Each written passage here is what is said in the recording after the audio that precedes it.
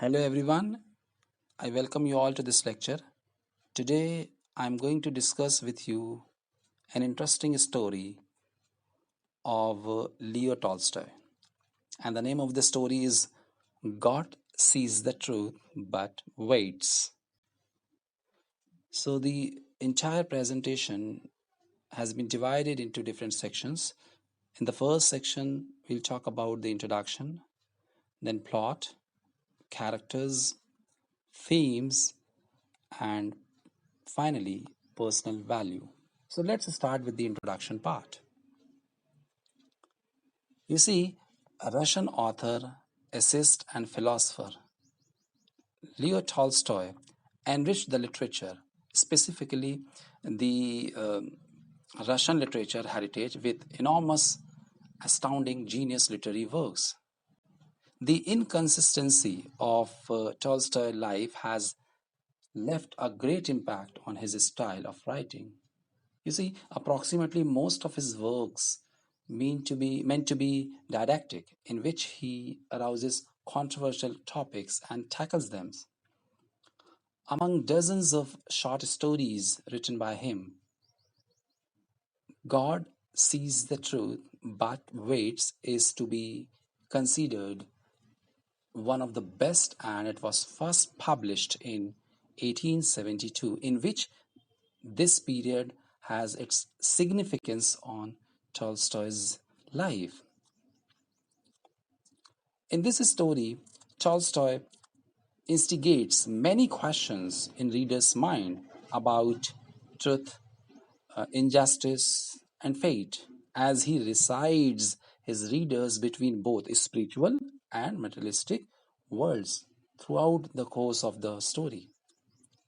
In spite of the fact that this story is a realistic fiction, it attracted our attention due to the allegory it implies and the significance of the values it reveals. Above all, it could happen physically. You see, the major characteristics of a short story are considered, in which we'll discuss about plot, characters, themes, personal value. In each aspect, we develop and prove with good evidences. So this is all about introduction part. Now let's move on to the next part, the title of the story and the plot summary. So first we'll talk about the title of the story and Tolstoy, and then we'll talk about the plot summary. You see, the title of the story holds an implied allegorical meaning according to the plot. Having a first look to the title, God Sees the Truth but Waits, arouses the question why God waits as long as he sees the truth, and leaves the reader restless, as it gives the sense of suspense to discover the notion behind it. The events of the story, one by one, feed the reader's sense of suspense with contentment as well as astonishment. The story has an obvious relationship with the author Leo Tolstoy. As you know, it was first published in 1872, the period that Tolstoy was experiencing his journey looking for a meaning to the life, then finally found the religion as the most proper to get over the burdens of anxieties he suffered from. The story is, I mean, you can simply say that the story is clearly a reflection of Tolstoy religious concepts, which he carried in that period and later on. In addition, the story is centered about forgiveness, justice, and injustice. Moving on to the plot summary, we can simply say that God Sees the Truth but Waits is one of the very popular short stories by Leo Tolstoy. It was published in 1872. The story is staged against a small town of Russia called Vladimir. The story revolves around the protagonist, Ivan Dmitrik Aksinov. He is a wealthy merchant with two shops and a house. He is leading a happy life with his family, though he was addicted to drinking. Well, post marriage, he gives up this habit. As a result, he becomes amiable and people normally like him. One day, he decides to go to a Nizhny fair on account of a business venture. As he is about to leave home, his wife tells him not to go because the previous night she had a nightmare. Well, Ivan shrugs off her superstition and commences the journey. Midway, he meets a friend of him who is also a merchant, and they continue the journey together. At night, they check in at an inn and spend some time together, have had their dinner, and then go to their beds separately. Next day, Evan wakes up early in the morning and does not want to disturb his friend's sleep. Thus, he commences his journey alone. After traveling some miles, he is being stopped and searched by the police. The police find a blood stained knife in his bag. Next, he is taken into custody under the charge of murdering his friend. Despite his claims that he has not killed his friend, he is sent to imprisonment in Siberia. Then, in the prison, his wife comes to see him and suspects of him as a murderer. After spending 26 years in the prison, Ivan earns some reverence from other prisoners as well as from the guards of the prison. One day, some new prisoners come in, and one of them is Makar Semyonik. He starts mingling with others and often tells them his stories. Ivan gets the hunch that he is the man who had killed the merchant. Despite this, he says nothing to him. On one occasion, guards notice that someone has been secretly digging a hole in the ground in order to escape, and Ivan knows that the hole digger is none other than Makar Semyonik. Ironically, when the police ask him of the hole, Ivan keeps himself shut. Seeing this act of kindness at midnight, Makka comes to Ivan and confesses that he is the one who had killed the merchant that night in the inn. However, Ivan forgives him and feels as if a colossal burden he has removed from his chest. Makar Semyonik confesses his crime to the authorities, and the process of releasing Ivan kicks off.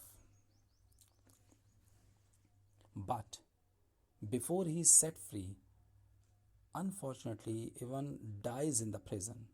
But more than this, his death, truth was important. He was proved that he was not a murderer, and probably for this reason, he died in peace. So this story is all about truth, though it can be years and centuries, but truth cannot be kept hidden. When truth comes out, it means that the God has made the justice. As you know that basically there are three characters in the story, as you can see on the screen. The first one is Ivan Mitrik Aksionov. The second one is Makar Semyonik, and the third one is Ivan's wife. So let's start with the first one, Ivan Dmitrik Aksionov. Yuri, I mean, You should know in this story we have Ivan as the protagonist who is accused of a murder of a merchant. As a result, he is convicted and sent to Siberia for 26 years. While reading the story, we discover that Ivan is a dynamic character who changes physically and spiritually. At the very beginning of the story, he is described as fair haired, full of fun, and fond of singing. But when shifting to the second part of the story, we see he is described as his hair turned white as snow and his beard grew long, thin, and grey. All his mirth went. He stopped, walked slowly, spoke little, and never laughed. But he often prayed. These descriptions show that what a great transformation occurs to him through the course of the story. Even, however, developed spiritually to a great extent, and his personality transformed from frailty to be steadier. Since in the first part of the story, when he confronts the officer and the two soldiers, he is described as his voice was broken, his face pale, and he trembled with fear as though he went guilty. And when his wife suspects him, he becomes despaired and starts weeping. But in the second part, when he encounters Makar at the night and being threatened by him, he is described trembled with anger as he looked at his enemy. When at the end, Makar comes to Ivan asking to forgive him and starts sobbing, Ivan as well as weeps. Here we distinguish the difference between the adjectives and adverbs used to describe him. As in the first, he is described trembling with fear, but in the second part, he is trembled with anger. The second character is Makar Simeonic. He is the antagonist and joins to the events of the story in the middle of the second part. Makar is described as a tall, strong man in his 60s. Throughout the story, up to the end, Makar is presented as vicious but at the same time demonic. He twice put Ivan in critical situations. For the first time, he meets Ivan, plays with words to show him that he murdered the merchant but does not reveal directly. And the second time, when he is discovered by Ivan while digging a secret tunnel for elopement, he threatens Ivan for killing him if he says a word.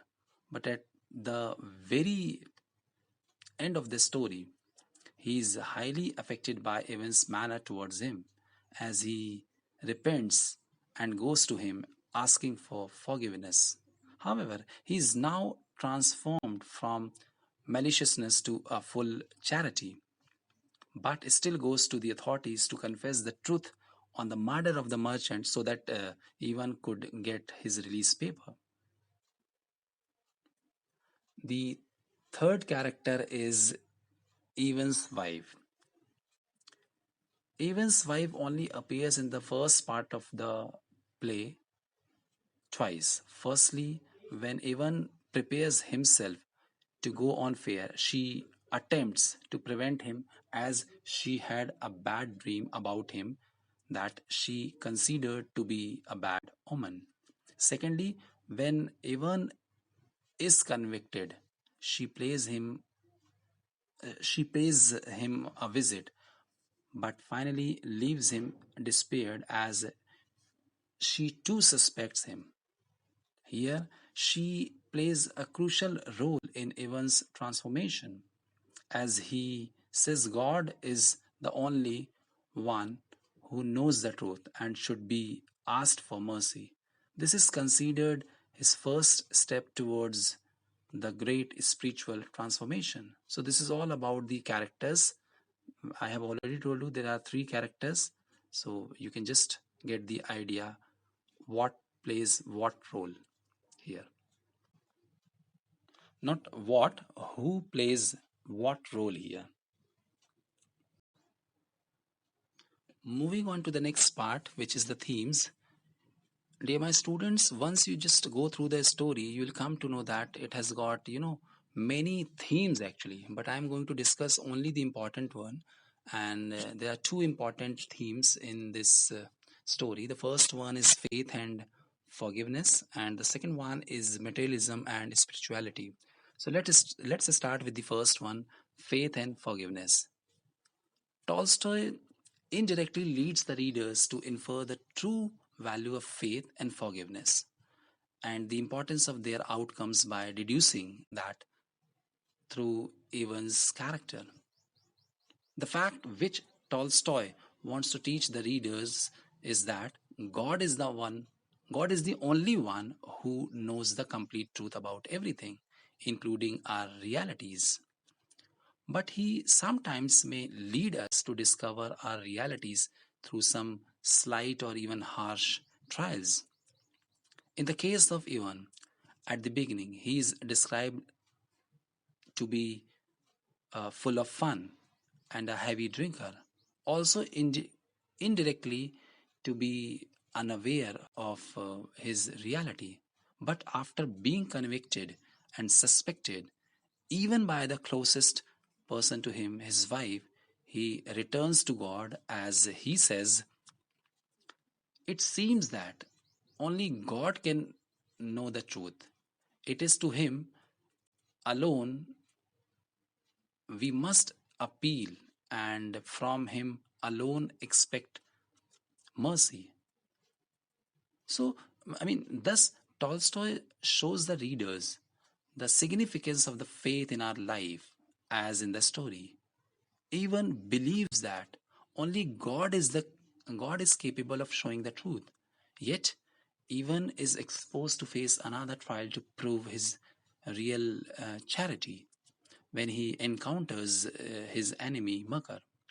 The readers may expect a destructive reaction from him towards Makar, but just the opposite happens, and even tells Makar, God will forgive you. Maybe I'm 100 times worse than you. The two characters both come to the understanding that God's forgiveness and mercy towards humans are incomprehensible. So we can simply say that here readers realize that outcomes of faith are crucial to the life as it makes the whole person to change towards the best and to develop both spiritually and morally. Now let's talk about the second part of the theme is, as you know, materialism and spirituality. Even begins as a material being, unaware of his spiritual nature, as being described full of fun. All of a sudden, he loses his confidence in his materialistic life and begins to be aware of his spiritual nature. He has not yet achieved full spiritual conciseness.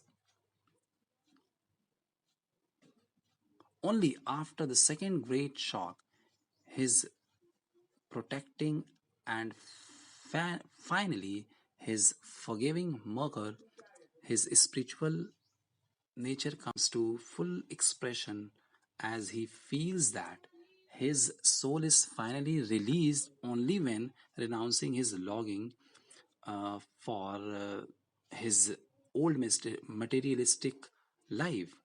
He no longer had any desire to leave the prison, but only hoped for his last hour to come.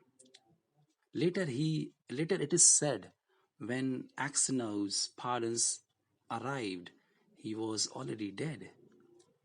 The pardon that is to bring even freedom has become dispensable for the full and final freedom of his spirit from its material burden has already been achieved. So you can just see what is happening here. Tolstoy seems to make his readers think that what make us sinners is our attachments to materialistic world, including our homes, business, and families. Even if these things do not really cause us to sin, the attachment itself makes the risk of sin possible. And once we lay down our material values, desire for worldly things, often things are improbable. That means often this way things are that are improbable are laid down as well. Only when we give up those things, we can fully become free. I'm sure you must have got the idea of materialism and spirituality with this discussion. Now we have come to the conclusion part of this story. As you know that in this lecture, I just try to analyze all the literary important characteristics of the short story of God Sees the Truth But Waits by the famous Russian novelist, essay writer, and philosopher Leo Tolstoy. I also discussed shortly the title of the story and its relation with the writer and how it reflects his concepts and philosophy. The events of the story go around a young man whose name is Ivan Aksionov and how he goes under severe conditions, but at the same time, these conditions changes him to be a whole good better person. Tolstoy's aim in this story is to bring up readers' attention to realize the importance of faith and its significance in the process of moralizing the members of the society and to build up a correct notion about materialistic aspect of their life. I also discussed the as you have just I just go through the lecture, you'll come to know that I already discussed the plot, themes, characters with examples and evidences. All these features were very interesting to discuss broadly and provide more details. But because of the size of the essay, I just only focus on the main essential points and analyze them literally. For further studies, you just go through the story, and I'm sure you will get the idea of the theme and the technical aspect of the story well. But even if you find any difficulty in understanding any part of this story, just write to me at my email ID. Thank you.